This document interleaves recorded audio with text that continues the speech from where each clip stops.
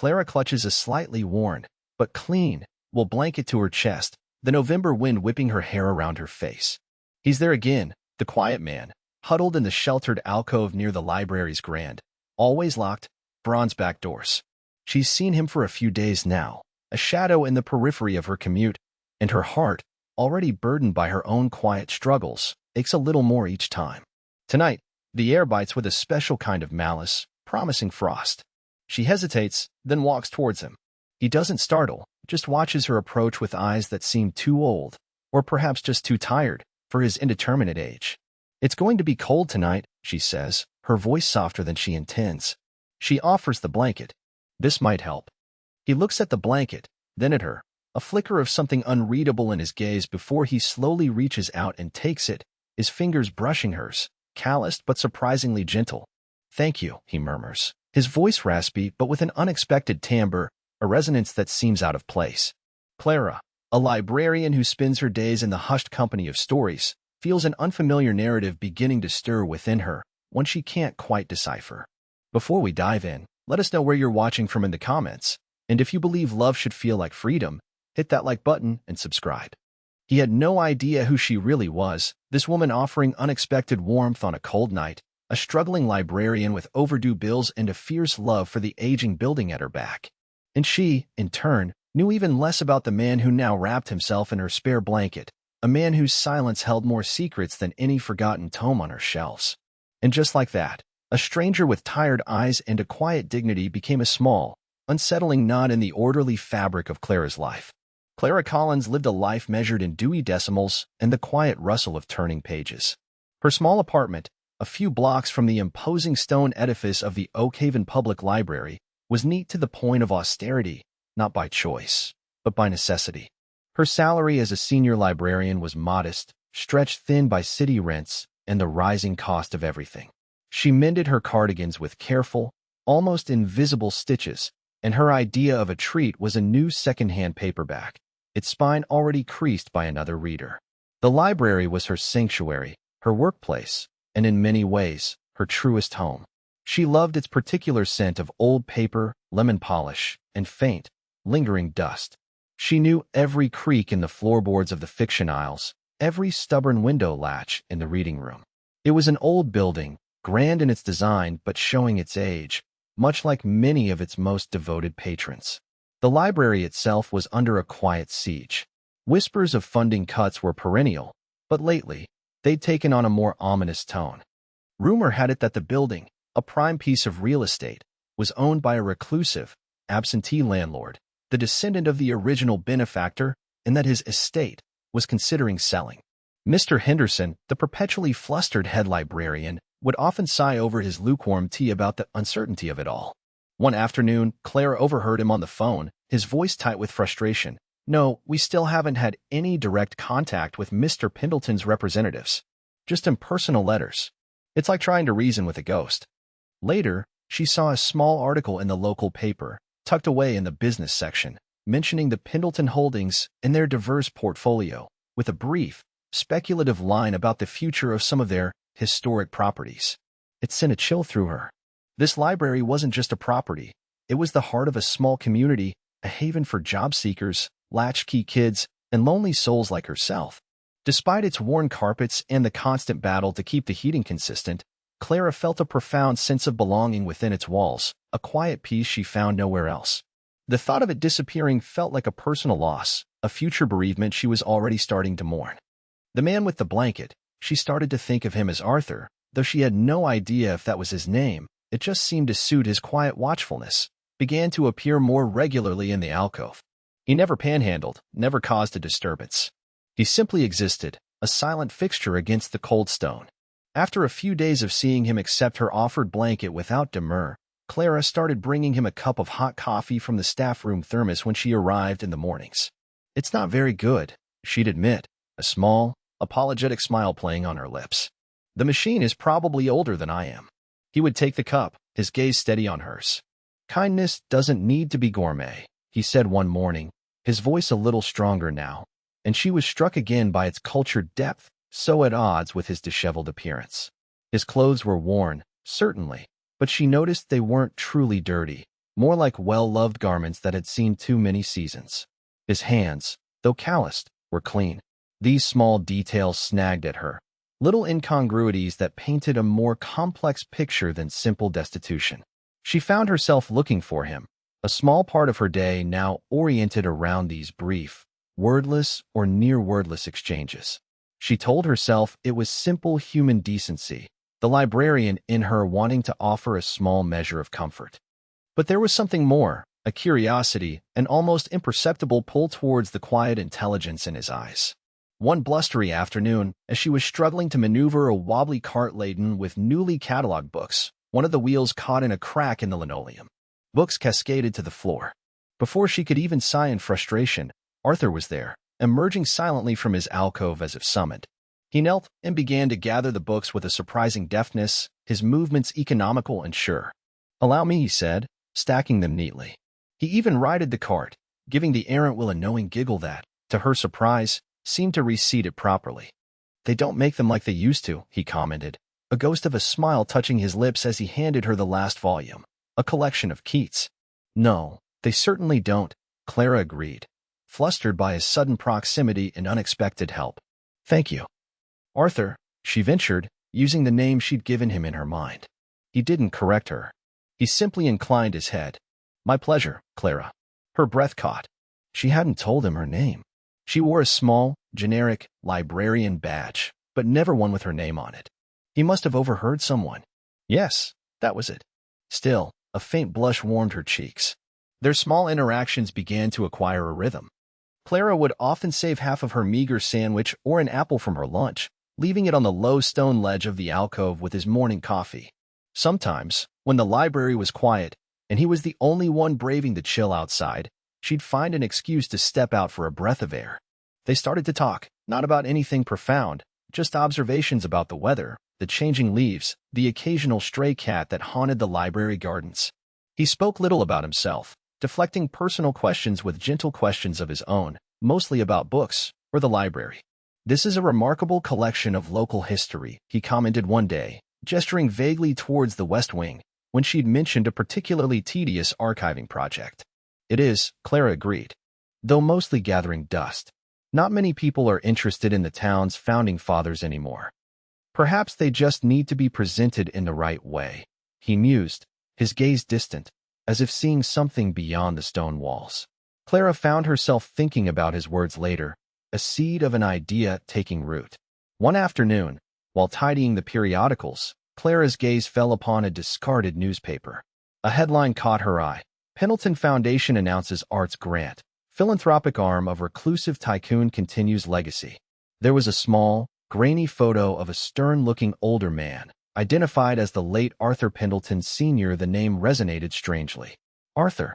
Just a coincidence, surely. Yet, a new layer of unease settled over her.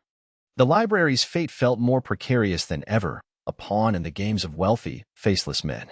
She felt a surge of protectiveness, not just for her job or the books, but for this small community and, strangely, for the quiet man outside who seemed to understand the value of things beyond their monetary worth.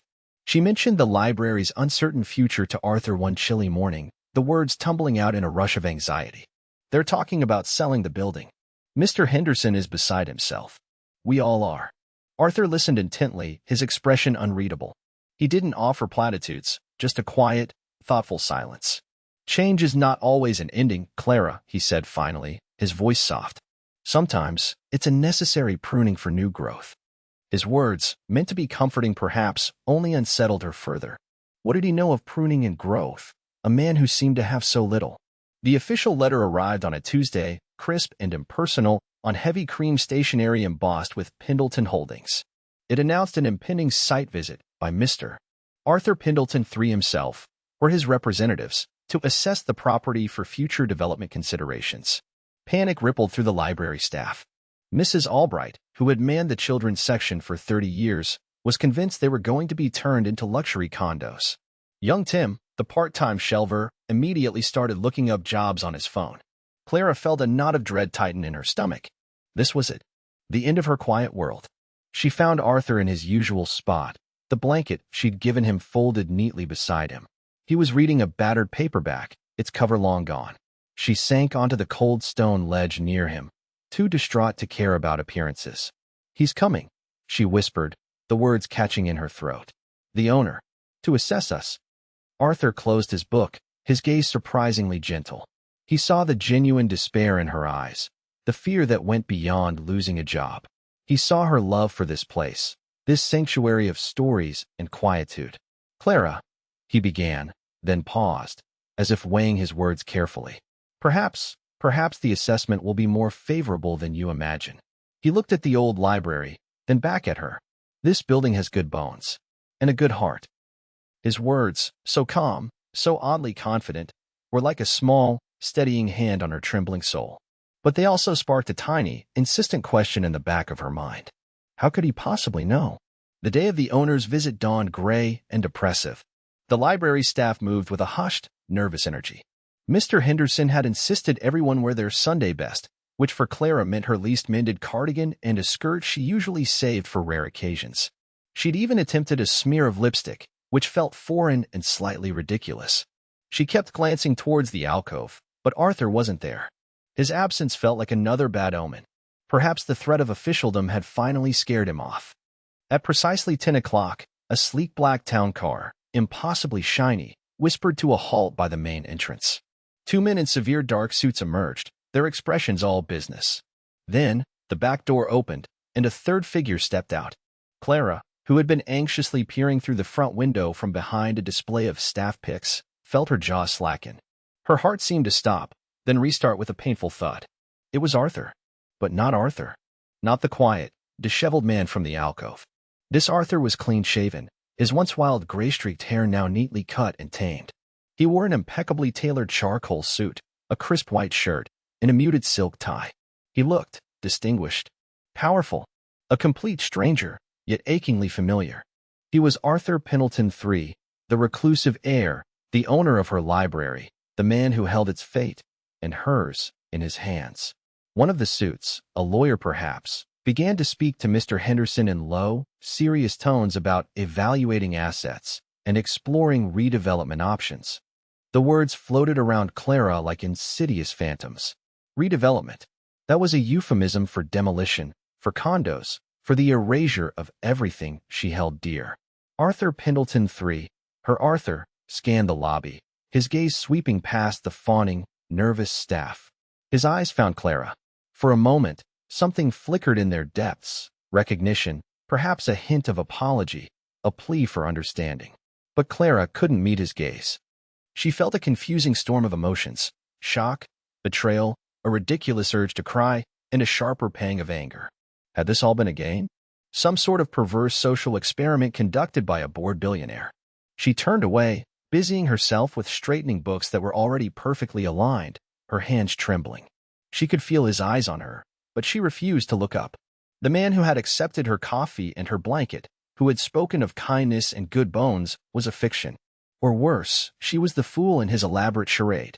Later, after the initial tour, after Mr. Henderson had stammered his way through a presentation about the library's community programs, Arthur Pendleton approached her. The lawyers were conferring in a corner, their voices a low drone. "Clara," he said, his voice that same familiar timbre, yet now it sounded different, colored by wealth and authority. She finally looked at him, her expression carefully neutral, though inside she was a maelstrom. "Mr. Pendleton," she said, her tone formal, cool. A shadow of pain crossed his face. "Please," he said, his voice softer now, more like the Arthur she thought she knew. "Can we talk? Somewhere private." Clara hesitated. Part of her wanted to lash out, to demand an explanation for the deception. Another, smaller part, the part that remembered his gentle eyes and quiet kindness, was simply hurt and confused. She nodded curtly, leading him towards her small, cluttered office at the back of the nonfiction stacks, a room barely large enough for her desk and two chairs. It felt worlds away from the polished gleam of his town car. The air in Clara's tiny office was thick with unspoken words. Sunlight, fractured by the dusty window pane, illuminated floating specks, like tiny, suspended questions. Arthur Pendleton III stood, a figure of understated elegance that seemed to shrink the already small space. Clara remained seated behind her scarred wooden desk, a barrier between them. "Why?" she asked, her voice quiet but edged with a tremor she couldn't quite control. Why the charade, Mr. Pendleton? Were you slumming? Conducting research for a novel? Or did you just enjoy making a fool of me? The hurt was raw, more potent than the anger. Arthur winced, the formality of his name on her lips like a small slap. It was never my intention to deceive you, Clara, or to make anyone a fool. He took a breath, his gaze earnest. My grandfather built this library. It was his heart. When he died, and eventually everything passed to me, it became just another line item in a vast portfolio. My lawyers, my advisors, they see buildings, assets, liabilities. He gestured vaguely, a hint of weariness in the movement. I wanted to see it for myself. Not as Arthur Pendleton, the owner, but just as someone. To see if any of his heart was left in this place. And dressing like you had nothing? Sleeping in the alcove? Was that necessary to see its heart? Clara's skepticism was a shield. Perhaps not strictly necessary, he admitted, a faint flush rising on his neck. I've spent a long time insulated by wealth, Clara. People treat the name, the money, not the man. I suppose I wanted to be invisible for a while. To see the world, and the people in it, without that filter. This library, my grandfather's legacy, seemed like a place to start. I wasn't homeless, in the way most people understand it. I have resources. But I was adrift, seeking something genuine. He looked directly at her then. I didn't plan for you, Clara. I didn't plan for your coffee, or your blanket, or your conversations. You were an unexpected variable. A variable. The word stung. I worried about you. I shared my lunch with you, which, for your information, isn't exactly plentiful. The confession slipped out, a testament to her own quiet struggles. His expression softened with what looked like genuine remorse. I know. And those gestures, they meant more than you can imagine. More than any carefully curated philanthropic donation I've ever made. He paused. The truth is, Clara, I found what I was looking for. The heart of this library isn't in the bricks or the books. It's in the people who care for it. People like you. Clara felt a crack in her resolve. His sincerity was hard to deny. The Arthur she had known, the quiet observer, the man with the surprisingly gentle eyes, seemed to be flickering through the polished veneer of Arthur Pendleton III. My lawyers are recommending a sale, he continued, his voice dropping. They see an underperforming asset in a prime location. They want to maximize profits, build something new, something soulless. He looked around her small, book-filled office. But I don't want to sell this library, Clara. I want to save it, to invest in it, to make it what my grandfather always envisioned and more. But I can't do that if the people who are its lifeblood see me only as a deceiver. His gaze was steady, vulnerable. I need your help, if you're willing to give it. Clara looked at him, truly looked at him. She saw the exhaustion lines around his eyes, the subtle tension in his shoulders. He wasn't just a billionaire. He was a man carrying a burden, a man who had, in his own clumsy way, reached out for something real and found it in the most unexpected of places. The hurt was still there, a dull ache, but underneath it, something else was stirring, a reluctant empathy, a flicker of the connection she had felt with the man in the alcove. Okay, Arthur, she said slowly, the name feeling more natural now, less like a weapon. Let's save the library. A small, hesitant smile touched her lips. But if you ever try to jiggle my book card again, we're going to have words. A genuine laugh escaped him then, a warm, relieved sound that filled the small office. Duly noted, Clara. He extended a hand, not as a magnate sealing a deal, but as a man offering a partnership. Clara took it. His grip was firm, warm, just as she remembered from the night she'd given him the blanket. In the weeks that followed, a new energy pulsed through the Oak Haven Public Library. Arthur Pendleton, true to his word, called off the lawyers and their talk of redevelopment. Instead, he announced the formation of the Pendleton Library Foundation, a new entity dedicated to the preservation, modernization, and expansion of the library's services.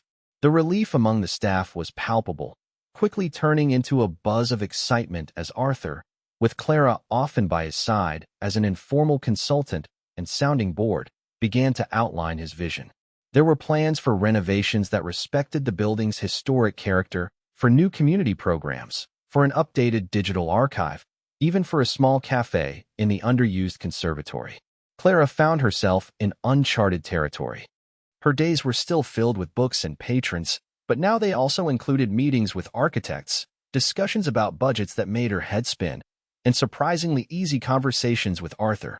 He listened to her ideas with genuine interest, valuing her practical experience and her deep understanding of the community's needs.